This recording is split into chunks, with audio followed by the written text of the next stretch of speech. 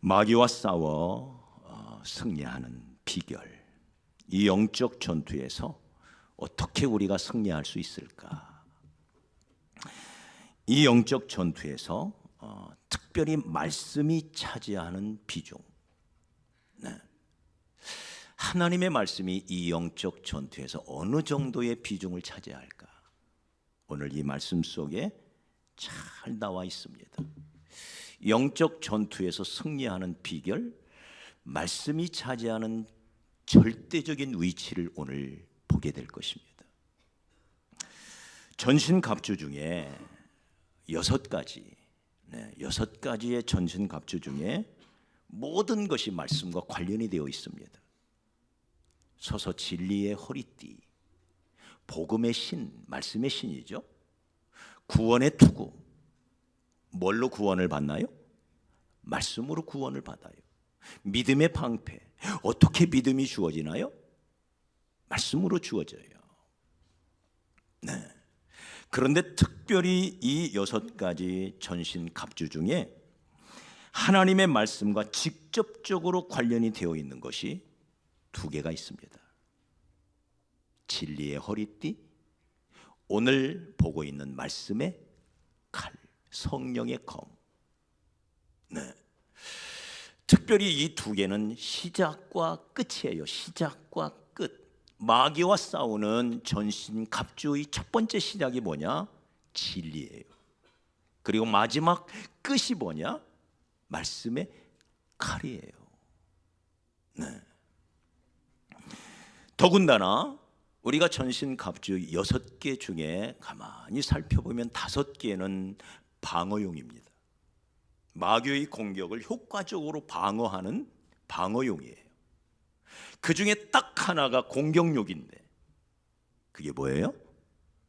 성령의 검, 하나님의 말씀입니다. 마귀를 뭘로 물리치느냐? 우리 김경영 집사님은 쌍절곤으로 물리칠 수 있다고 생각하는 모양인데, 그것도 좋지만 성경은 뭐라고 말씀하신다고요? 말씀의 칼입니다. 말씀의 칼. 물론 말씀의 쌍절곤이 될 줄 믿습니다.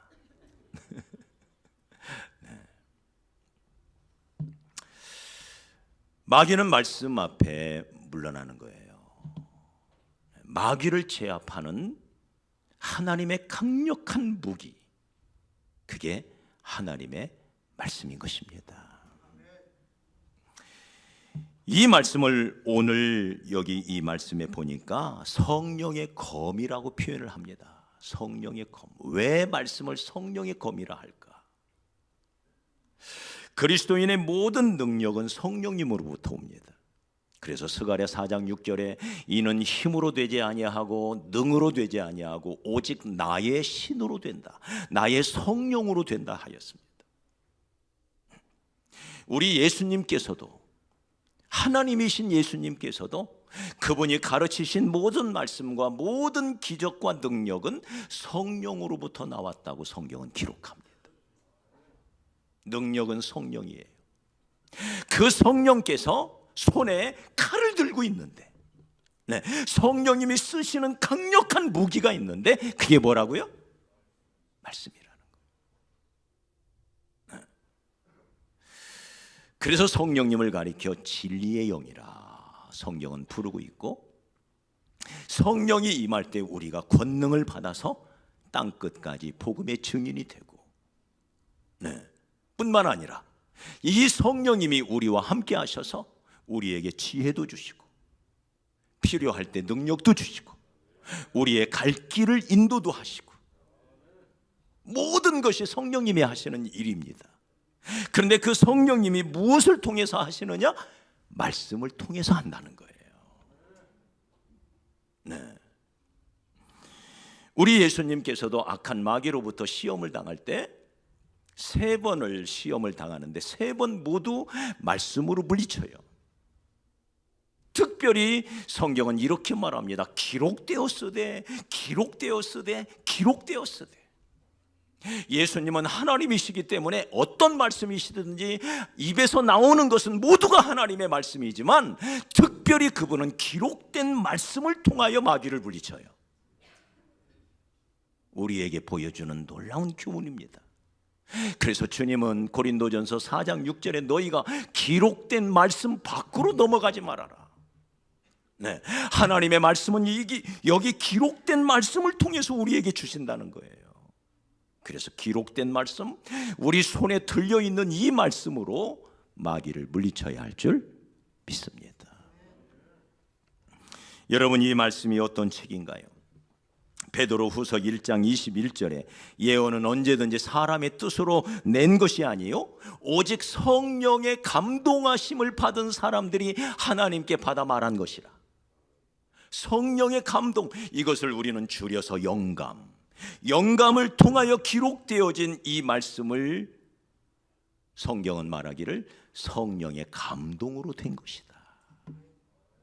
성령의 감동을 통해 기록된 이 말씀을 우리가 읽거나 혹은 읽을 때 혹은 공부할 때 혹은 삶 가운데 이 말씀을 깨우치고 생각나게 하시고 깨닫게 하시는 성령의 역사, 이걸 우리는 성령의 조명이라 해요. 고린도 전서 2장 9절 이하에 보면 성령은 모든 것 곧 하나님의 깊은 것까지도 통달하시느니라.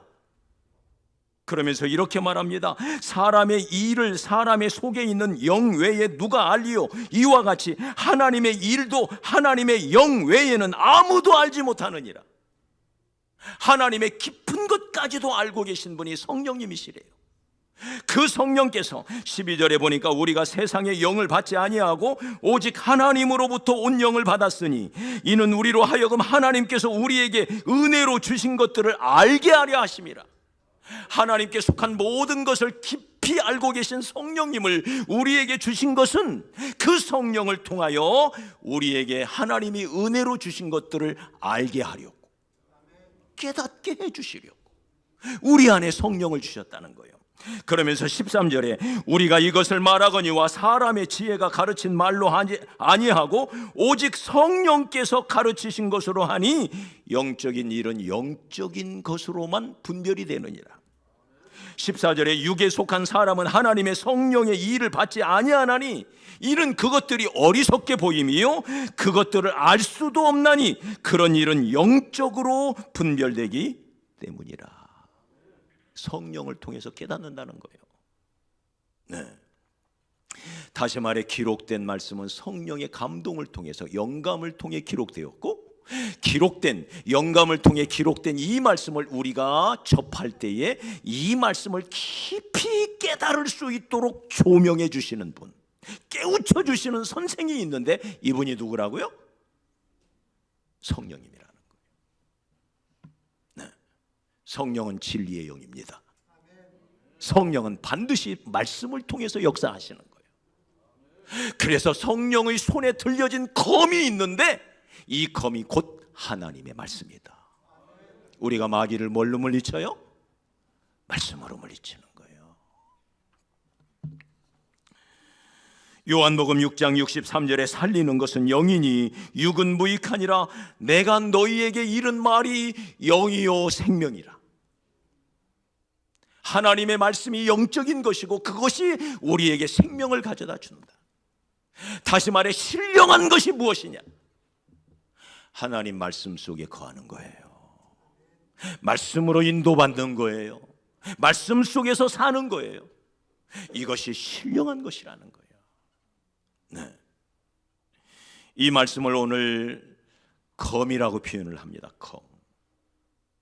우리가 성경에 보면 말씀을 칼로 검으로 표현하고 있는 두 곳을 찾아볼 수가 있어요. 첫째는 히브리서 4장 12절입니다. 하나님의 말씀은 살아있고 항상 있어서 활력이 있어서 좌우에 날선 어떤 검보다도 예리하여 혼과 영과 관절과 및 골수를 찔러 쪼개기까지 한다. 좌우에 날선 어떤 검보다도 예리하대. 아주 예리한 칼이래. 근데 이 칼이 우리의 육체뿐만 아니라 우리의 정신, 우리의 영혼까지도 찔러 쪼갠대요. 그래서 마치 이 칼은, 히브리서 4장 12절에서 말씀하시는 이 칼은 의사의 손에 붙잡혀 있는 날카로운 메스용 수술용 칼을 연상시킵니다. 수술용 칼. 이 수술용 칼이 우리의 영혼을 찔러 쪼개고, 우리의 정신을 찔러 쪼개고, 우리의 육체 뼛속까지도 찔러 쪼개서 새롭게 만들어준다는 거예요. 다시 말해, 이 수술용 칼은 나를 변화시킵니다. 내 생각을 변화시킵니다. 내 태도를 변화시킵니다. 내 인생관, 가치관도 변화시킵니다. 내 육체까지도 찔러 쪼개서, 내 뼛속의 골수까지도 찔러 쪼개서 나를 새롭게 만드는 능력, 그것이 뭐라고요? 말씀이라는 거예요. 하나님의 말씀이 나를 변화시킵니다. 나를 강하게 만들고요, 이 말씀이 나의 잘못된 부분을 고쳐주고요, 이 말씀이 나를 새롭게 하사 하나님 앞에 바로 세우게 만들어 준다는 것입니다. 할렐루야. 뿐만 아니라 오늘 보고 있는 17절 구원의 투구와 성령의 검, 곧 하나님의 말씀을 가져라. 여기서 말하는 이 검은 마귀와 싸우는 공격용 무기예요. 히브리서 4장에서 말씀하시는 것은 수술용 칼로서 나를 변화시키는 데 유용하다면, 오늘 이 말씀은 공격용 칼로서 마귀와 싸워 마귀를 물리치는 검이라는 것입니다. 이 공격용 칼을 예레미야 23장 29절에서는 여호와의 말씀이니라 내 말이 불 같지 아니하냐, 바위를 쳐서 부스러뜨리는 방망이 같지 아니하냐. 모든 것을 태워 정하게 하는 불이요, 바위 같은 문제도 쳐서 부스러뜨리는 방망이 같은 말씀. 공격용이죠, 공격용. 네. 그러므로 사랑하는 여러분, 우리가 이 말씀을 더욱 가까이 하고 더욱 사랑해야 할 줄 믿습니다. 마귀는 말씀 앞에 무력해져요. 네. 그러기에 말씀은 반대로 우리가 말씀을 가까이 하지 못하도록, 말씀을 읽지 못하도록, 듣지 못하도록, 읽어도 들어도 깨닫지 못하도록, 깨달아도 그 말씀에 순종하지 못하도록, 말씀의 씨앗이 뿌려졌을 때 그 말씀을 물어가는 놈이 악한 마귀예요. 가장 싫어하는 거죠. 어떤 사람이 귀신이 들었는데 그 악한 귀신이 그 집에서 떠나서 물 없는 곳을 찾아다녔다. 그런데 얻지를 못하고, 여기서 물은 하나님의 말씀을 상징합니다. 말씀이 없는 곳만 찾아다녀요. 말씀이 없는 심령만 마귀는 찾아다녀요. 내가 옛집으로 돌아가 보리라. 옛집에 가보니 깨끗이 청소되어 있는데, 예수 그리스도의 보혈로 깨끗이 죄사함을 받아서 구원은 받았는데 거기가 텅 비어 있었다. 채워져 있어야 할 말씀이 없었다, 그 말이에요. 그러자 자기보다 더 악한 귀신 7을 데리고 들어가니 그 사람의 형편이 전보다 나중이 더 어렵게 되었다. 구원받는 거 중요합니다. 그러나 그걸로만은 턱없이 모자라요. 그 심령 속에 하나님의 말씀이 채워져야 할 줄 믿습니다. 할렐루야. 네. 우리 하나님은 말씀으로 세상을 창조하셨습니다. 가라사대 빛이 있으라 말씀하심에 빛이 생겼고, 가라사대 하늘에 별이 솟아라, 별이 솟아나고, 네, 모든 것을 말씀으로 창조하십니다. 뿐만 아니라 말씀으로 우리를 구원하십니다. 우리는 이 구원을 새 창조라고 말합니다. 베드로전서 1장 23절에 너희가 거듭난 것은 썩어질 씨로 된 것이 아니요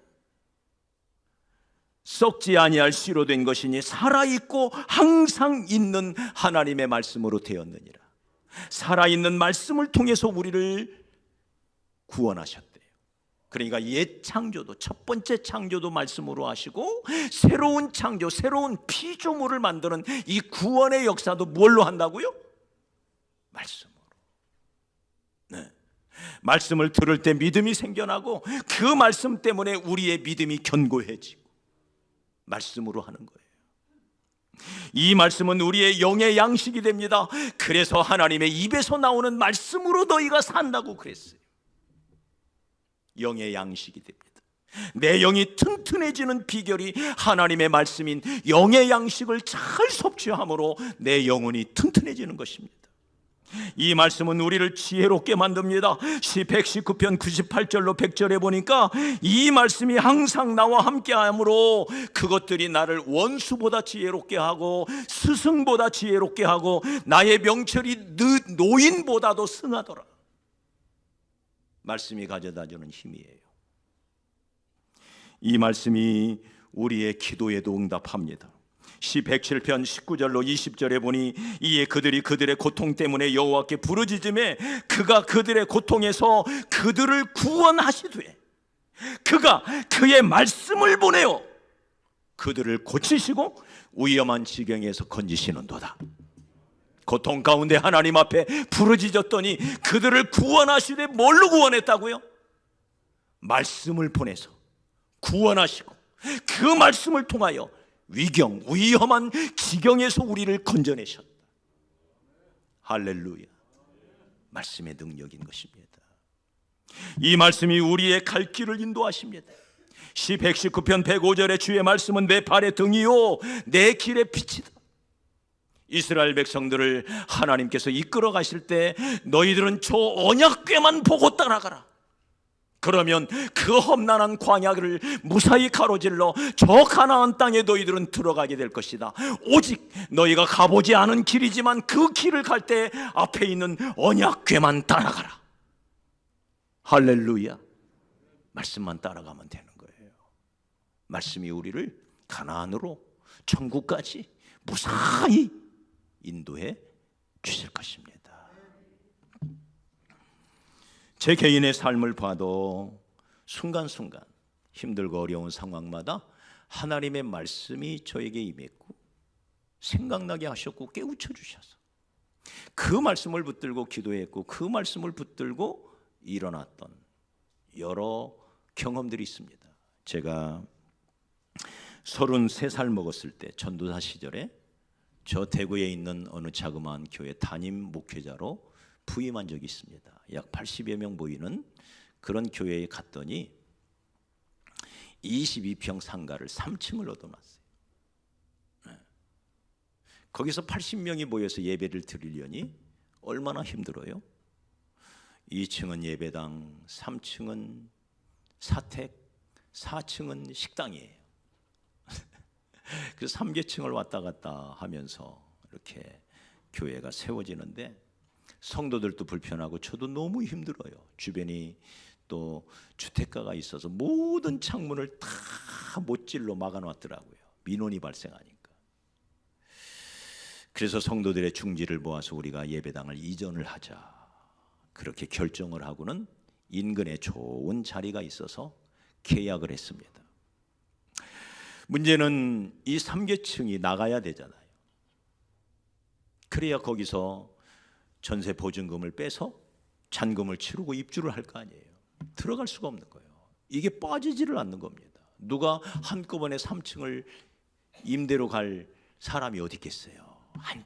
한층 빼야 되는데 너무 어려운 순간이 찾아왔습니다. 시간은 자꾸 가는데 청년들과 함께 망치질을 하면서 강단을 짜고 칸막이를 하고 입주할 준비는 하는데 정작 이것이 빠질 기미가 없는 거예요.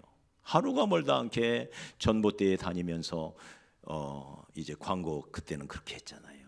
전봇대에 쫙 붙이고 다니는데 연락이 안 와요. 작정을 하고 3일 동안 금식하며 기도해야지 하고는 기도원에 올라갔습니다. 마태복음부터 펴서 성경을 읽어가면서 기도하고 또 말씀 보다가 기도하는데 어느 날 마태복음 17장 20절 말씀이 제 마음에 확 들어와요. 너희의 믿음이 적은 까닭이라. 겨자씨만한 믿음만 있어도 이 산을 들어 저 바다에 빠치우라 하면 그대로 될 것이요.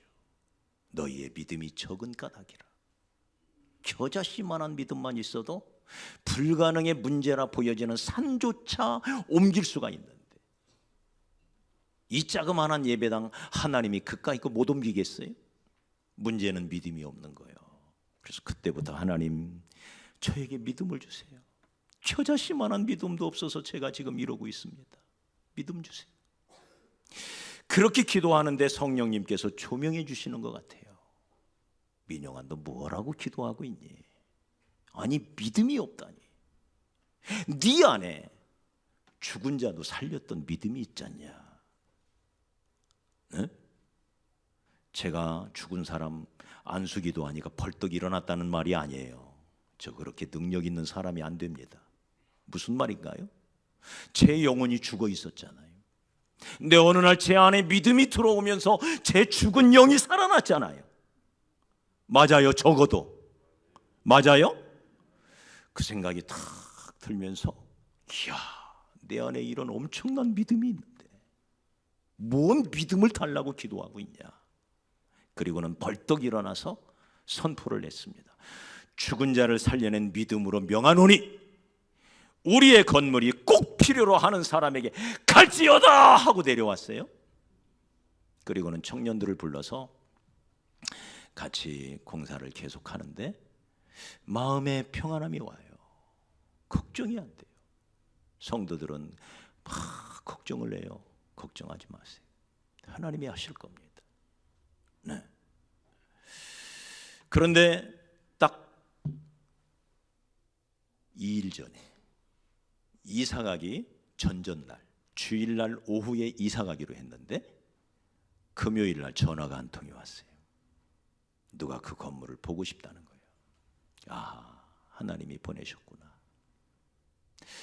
그리고는 갔더니 한 사람이 치기공 하시는 분이 찾아오셨는데 자기가 이 건물이 너무 마음에 든대요. 통째로 3계층을 다 얻고 싶다는 거예요. 근데 자기가 이미 가계약금 10만 원을 걸어놓은 건물이 있는데 여기가 너무 좋다는 거예요. 당장에 계약을 하고 싶대요. 그래서 주인에게 전화했더니 멀리 있다고 저더러 가계약금을 받아놓으라는 거예요. 그래서 제가 10만 원 받으면 안 되잖아요. 저쪽 건물 10만 원 가계약금 걸어놨다고 그래서 제가 20만 원을 달라 그랬어요. 그래야 안심이 되잖아요. 20만 원을 주시고 내일 오셔서 계약을 하시라고 하고는 주인을 바꿔줬어요. 통화를 하고 저에게 20만 원을 주고 아무한테도 이야기를 안 했습니다. 하나님과 나만의 비밀이잖아요. 심지어 제 아내한테도 이 얘기를 안 했어요. 나만의 비밀이다. 이건 1대1의 비밀이다. 그리고 하나님께 간절히 기도했습니다. 내일 무사히 정식 계약이 맺어지도록. 네.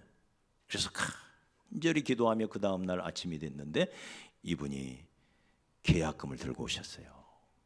그리고는 주인과 만나서 계약을 하고는요 그 자리에서 잔금을 치러버렸습니다. 할렐루야.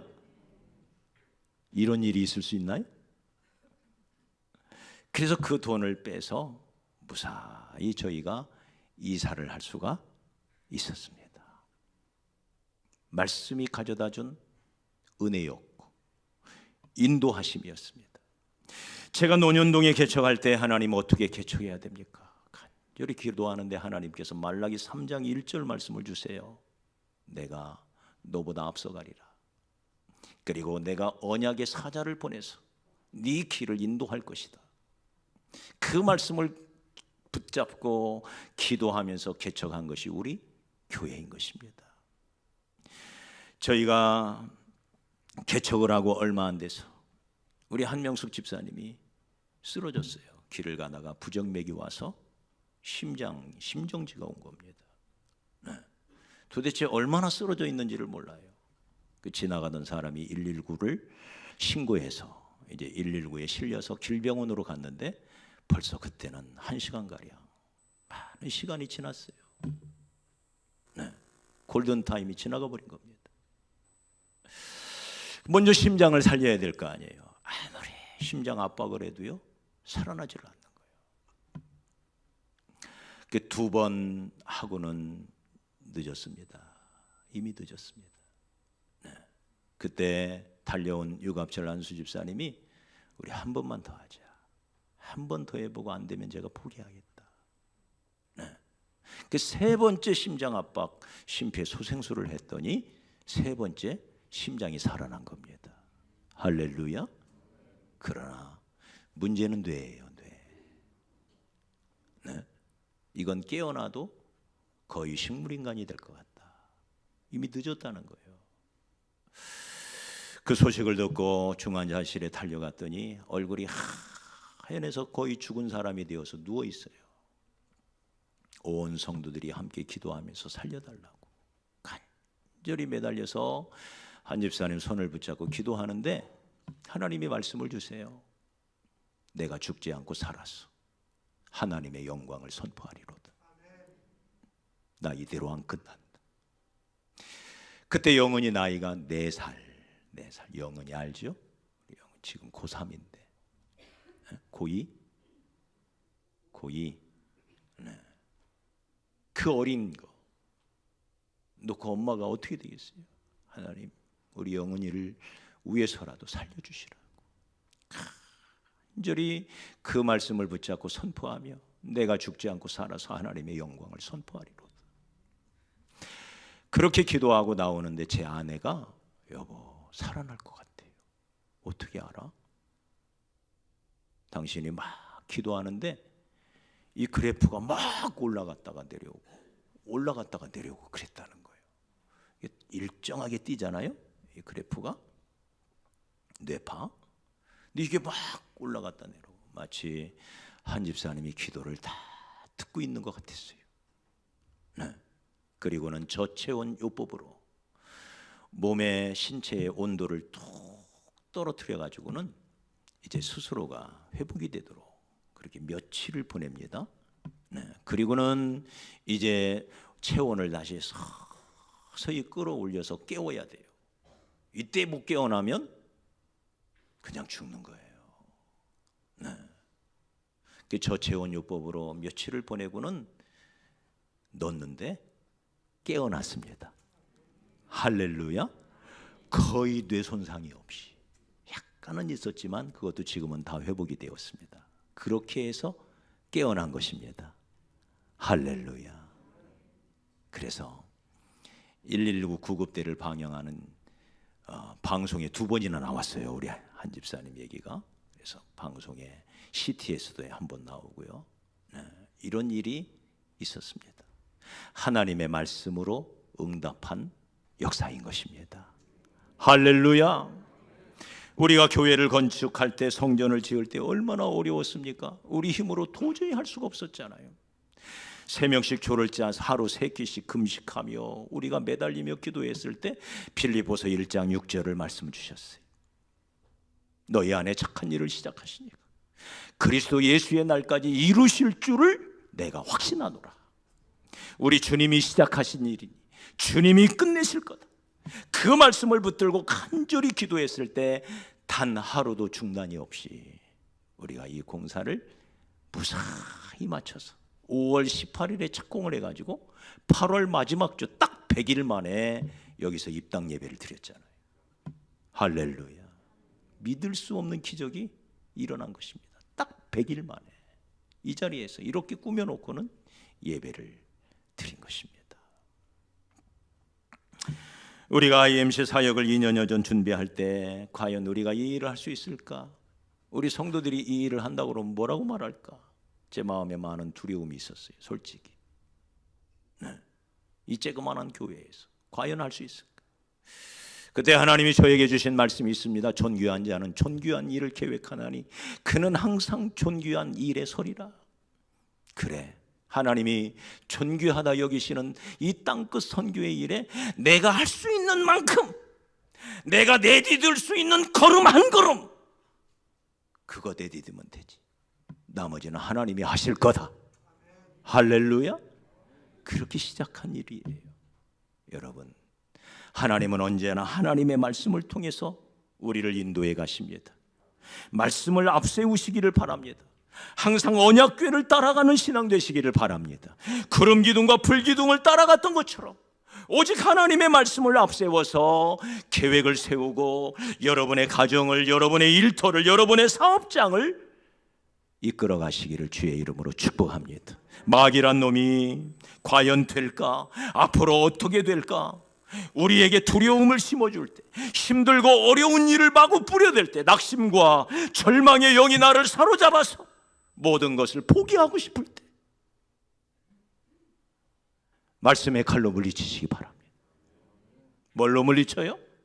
하나님의 능력의 말씀, 항상 살아있는, 운동력이 있는 그 전능하신 하나님의 입에서 나오는 그 말씀으로 마귀는 꼼짝을 못하는 거예요. 그 말씀으로 물리치시기를 주의 이름으로 축복합니다. 그러니 우리의 삶 가운데 말씀을 가까이 하고 말씀을 사랑하는 것이 얼마나 중요한지를 우리 심령에 깊이 새겨야 돼요. 다시 한번 말씀드려요. 요한복음 1장 1절에 태초에 말씀이 계시니라. 이 말씀이 하나님과 함께 계셨으니, 태초부터 계신 말씀이 하나님과 함께 계셨는데 이 말씀이 곧 하나님이시라. 할렐루야. 말씀이 하나님이래요. 하나님이 말씀이시고 말씀이 하나님이래요.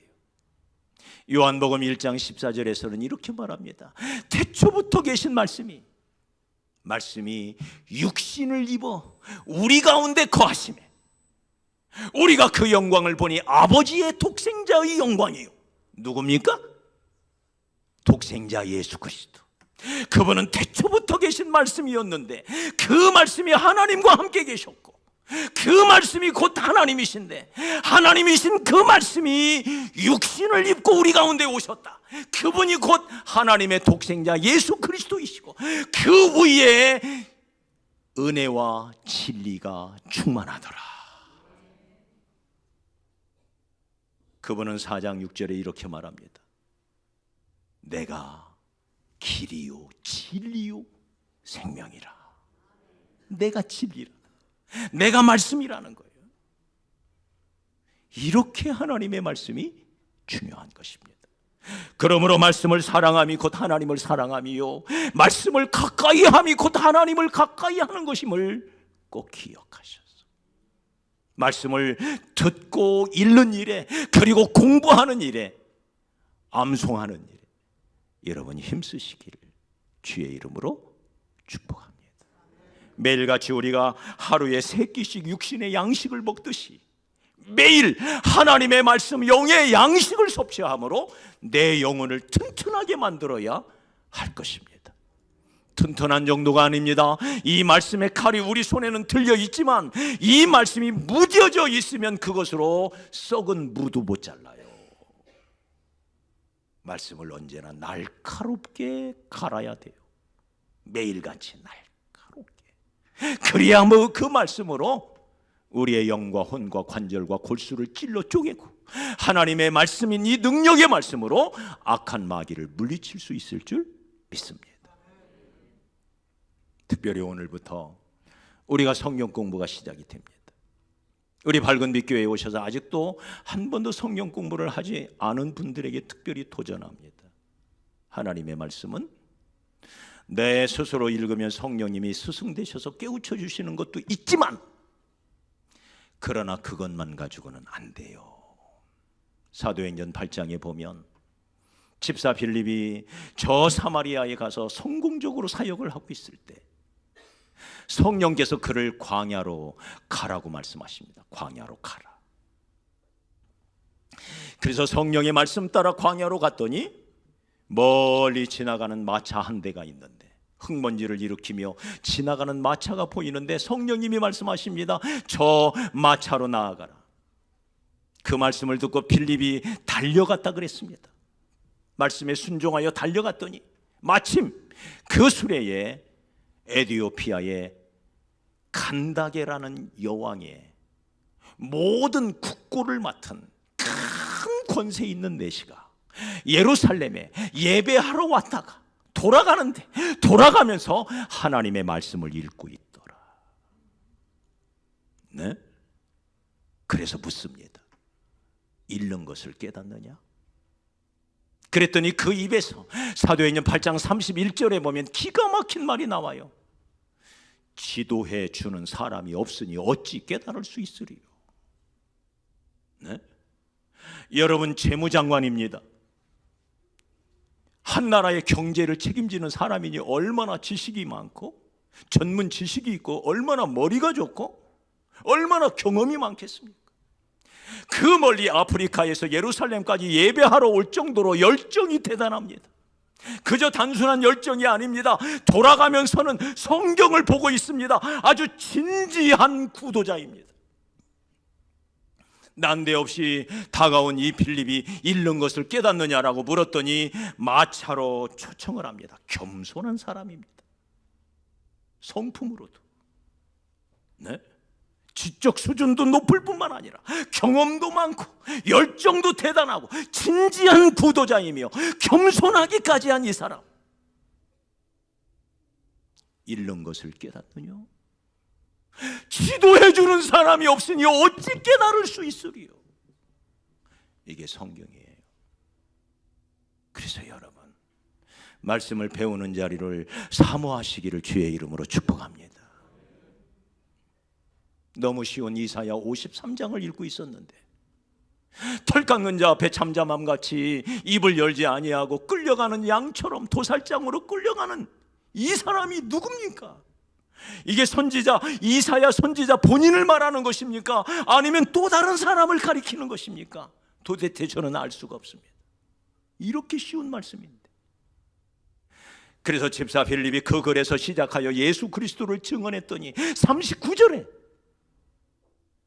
얼마나 기쁜지 그 자리에서 세례를 받고, 성경은 이렇게 말합니다. 기쁘게 길을 갔다. 흔연히 길을 갔다. 할렐루야. 말씀을 깨닫는 자의 기쁨인 것입니다. 그러므로 여러분, 말씀을 배우는 일에 여러분의 시간을 아끼지 마시기를 바랍니다. 말씀의 칼입니다. 이 칼이